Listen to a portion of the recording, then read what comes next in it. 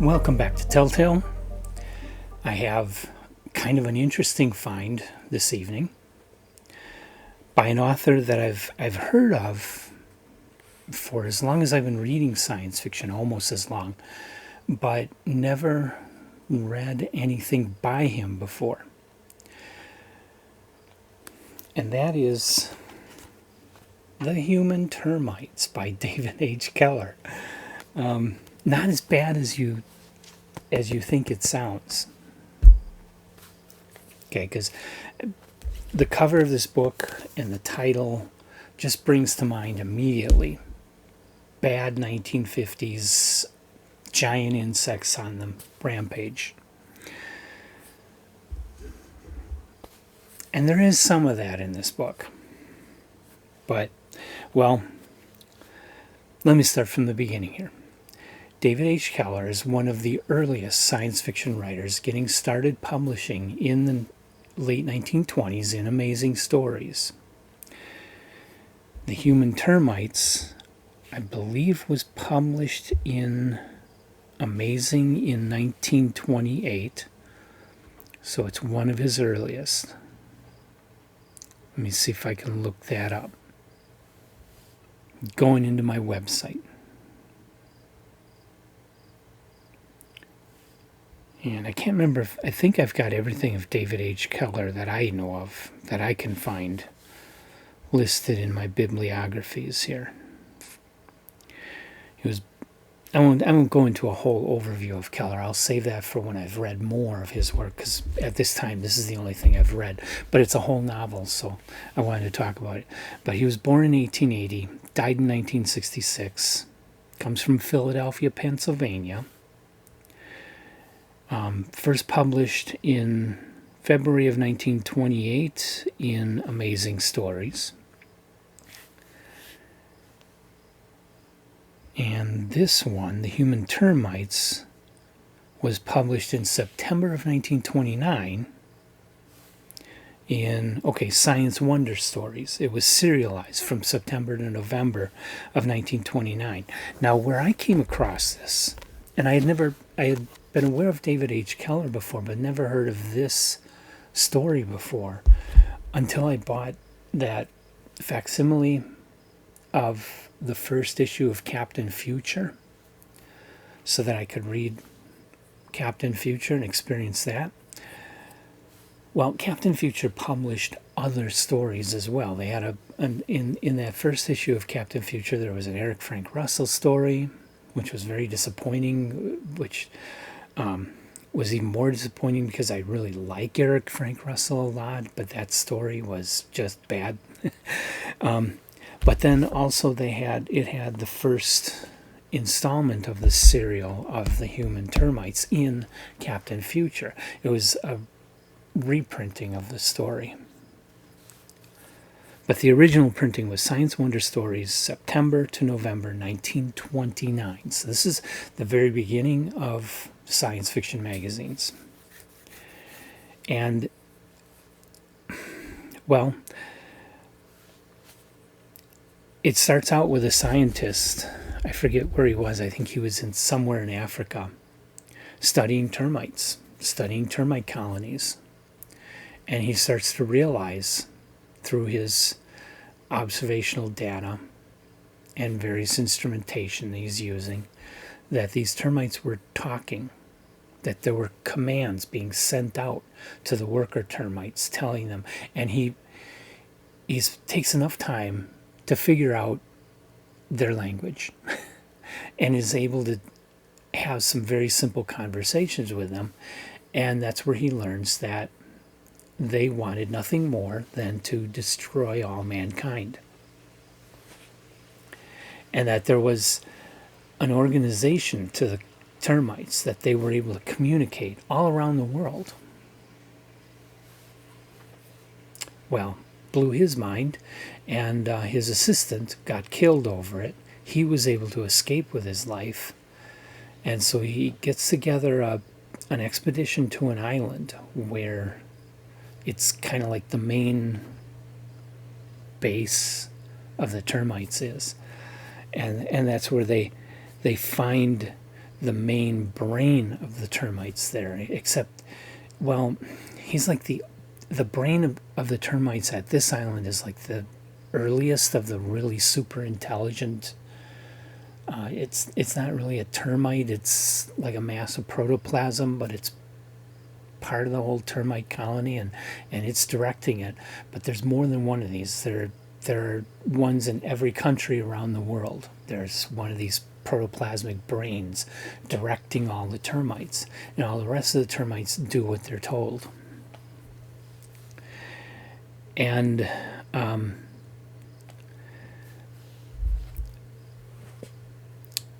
in a conversation, and I'm going to go into more detail about this part because it's a very interesting thing for a science fiction story in 1929. Relates to a number of conversations I've had with Emily about classic science fiction and the role of women.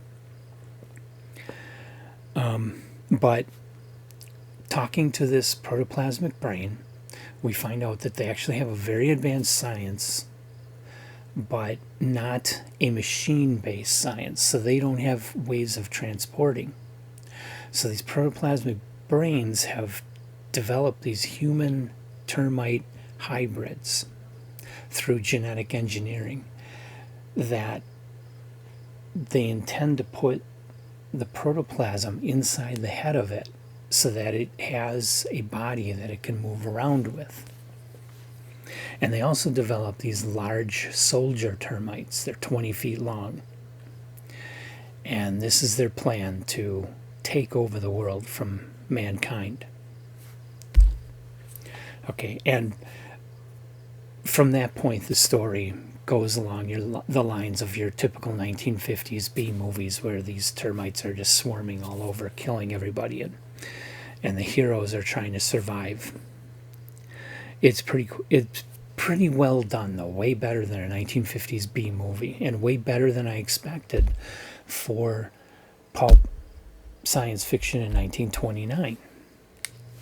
One of the most interesting aspects is the idea of the termite colony.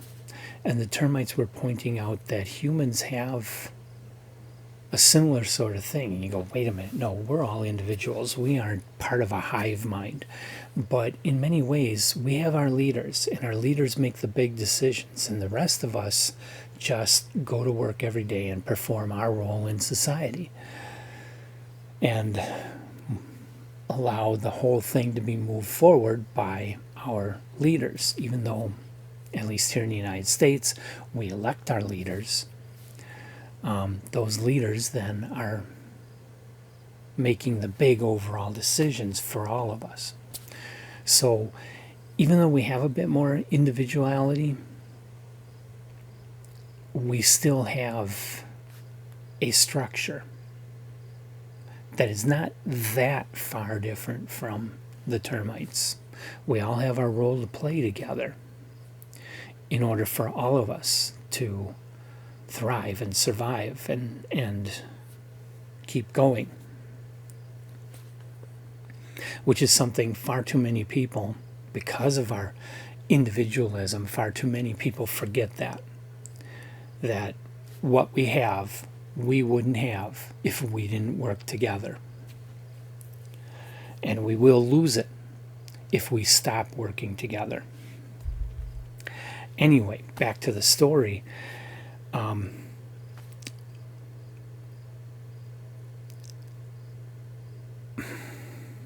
Trying to remember exactly how that went, because the scientist that survived, he goes and he's contacted by other people that want to look in, that have heard about this, and they want to look into what's going on. One of these other people is your typical pulp white male hero type, but the other one is his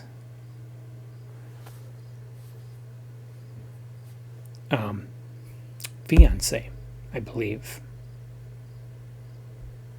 I'm already starting to forget. But she demands to go with.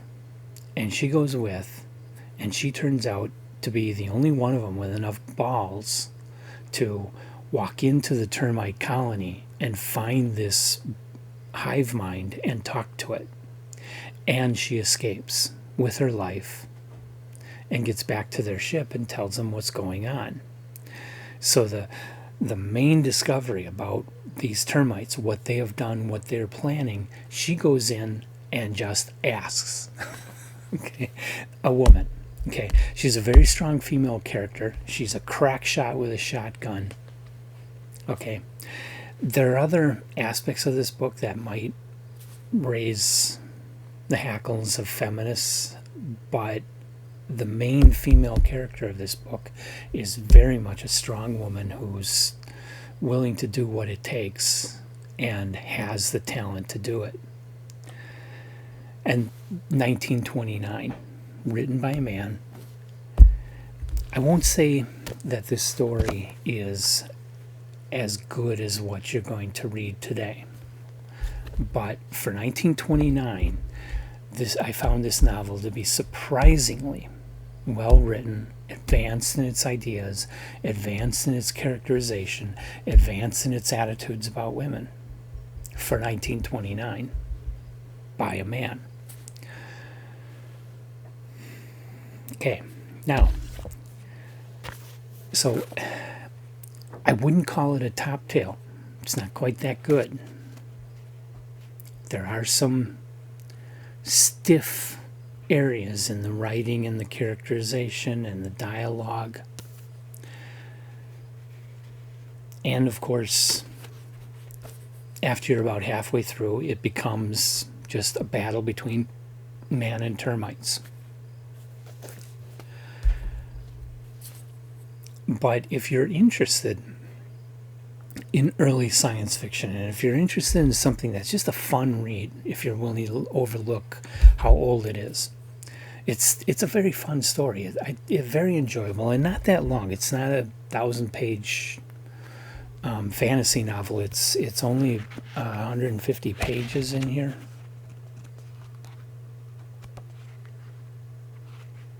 $159 pages. So what most people today would call a novella. It's on par with The Time Machine. It's a novel. I don't care. But anyway, it is fun. If you like classic science fiction and want to discover something you probably haven't read before, it's worth looking up. Now, finding it, like I said, you can get a hold of a copy of that first issue of Captain Future as a PDF or as a facsimile reproduction, but it's only got that first part in it. And unfortunately, not all the Captain Future issues are available. That's probably a copyright issue thing. So you can't, there's a piece of this that you can't get in the serialization in Captain Future. You might be able to find all the pieces looking for PDFs online of Science Wonder stories for September, October, November in 1929. But you're reading PDFs on a device. If you want a book, this has never been published as a book until this. This is from Armchair Fiction Company, that they're doing these kind of ace double style books. This is the Human Termites, and on the other, and at the back of it is The Ambassadors from Mars. The Ambassador from Mars by Harl Vincent, and they're publishing a lot of these really early pulp novels that otherwise aren't in print. They've got a whole catalog of these sorts of things, and they're, like I say, these aren't going to rival Dune. They're not going to rival The Children of Time, but they are fun and they are interesting for their historical significance in the growth of science fiction. And so, like, you can't really read it very well, I'm sure, on video, but it says first time in paperback. And actually, that would be first time in paperback or hardcover. It's never been in hardcover. It's never been in paperback until Armchair Fiction did this. And they produce pretty, these are trade size paperbacks with a good cardstock cover. The paper feels like it's a good quality paper. These are not crappy published books. These are pretty well done. I'm impressed by the quality. And reading them is easy. They got decent margins, good typography, good leading, very easy to look at for eyes like mine that aren't perfect anymore. They're really, really excellent books. So Armchair Fiction, look them up online. You can order a lot of different books from them, including The Human Termites, if you are so inclined. So it's got me, I enjoyed this book enough that I want to read more David H. Keller and do an overview of David H. Keller and maybe some specific stories as individual videos as well, if I find some that are good enough. That's all I have with that. So please like us, subscribe to us, leave comments. What do you think about The Human Termites? Have you read it? I doubt I'm going to come across anybody out there that has actually read this story before.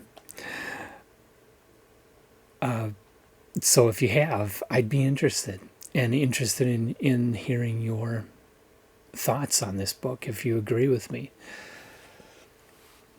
So leave comments and come back for more. We'll be here with a lot more coming up. I've got a very aggressive September and October planned. October is going to be all horror. I'm already working on some of that. And it seems like I just stopped horror. I just finished Needful Things, and I'm already reading more horror. While Human Termites is science fiction horror, I'm also currently busy reading Something Wicked This Way Comes. I never read that before. I've seen the movie, never read the book before, and I'm most of the way through it already, just this over the weekend, and just loving it, thinking I'd forgotten how really, really good Ray Bradbury is as a writer and want to read a lot more. So come on back.